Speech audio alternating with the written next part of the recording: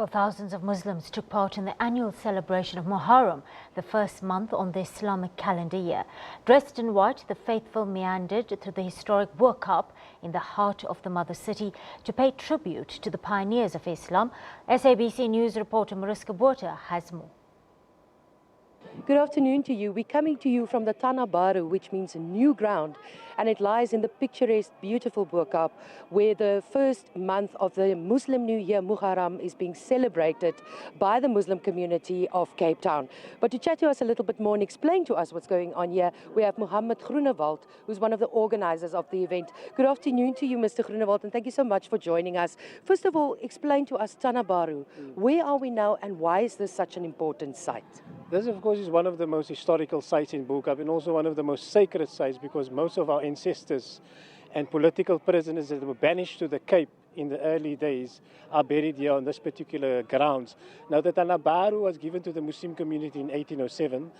Part of the land was also given to the Chinese community as a burial site.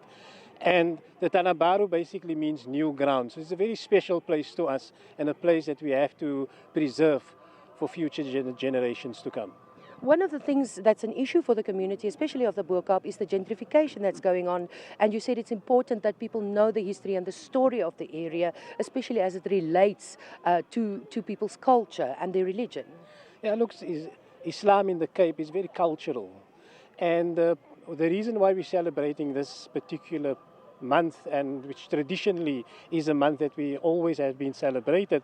Of course, we've just organized it in a bit of a much more organized manner, but it's a month, of course, that we must be extremely generous. So you see people give, a lot of sweets are being given out and handed out to all sorts of children and so on.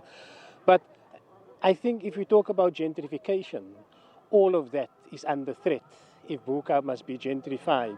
And it will be a very, very sad day. And therefore, the major part of this program is to educate people about the history, and therefore the walk is so significant, where people are walking past all the historical sites, the first mosque and all sorts of other sites that are historically significant to our community.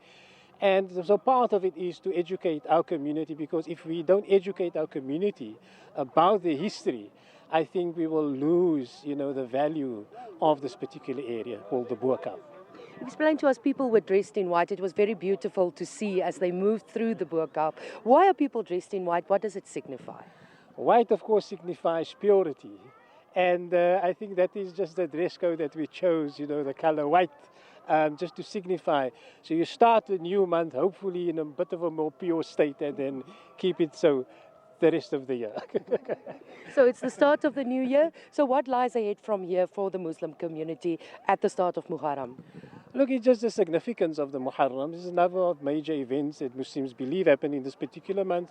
And of course, people, what lies ahead for us is many other things. Bo-Kaap is to have a big calendar for the year.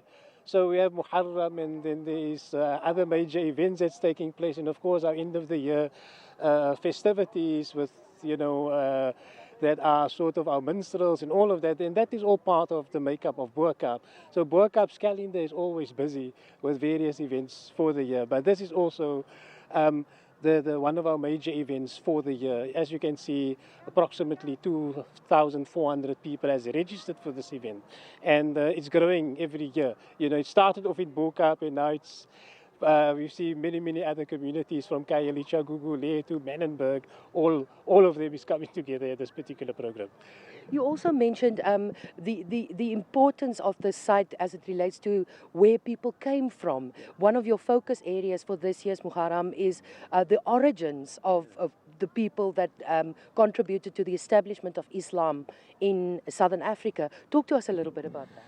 Look, people came from all over almost the world to the Cape, either as slaves, as political prisoners, and so on, various parts of the world. And it's these countries that we want to remind people that in the 1600s onwards, many people were sent to the Cape. And of course, Cape Town was the worst place to be sent to, as political prisoners, as slaves, and so on. And part of that reason is for people to reflect on where we started, but also reflect on where we are today. And today, sadly, we are confronted with things like xenophobia, because others are now coming into our country. But so this day is also a day to reflect, you know, and this program where we want to say to people, this is where we've come from. These are the areas that we've come from. Whether it's Madagascar, other parts of the west coast of Africa, Indonesia, India, and so on, Yemen, all these countries we were once all, you know, came from somewhere, and all that has made up this very unique Muslim community that we have today. Thank you very much. We wish you a blessed Muharram and for everything that's happening going forward.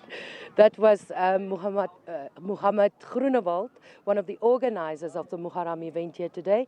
And as Table Mountain watches on, the community of the Bo-Kaap marches to celebrate, reflect, and think about what's important for them and plan their year ahead. With that, it's back to you in the studio.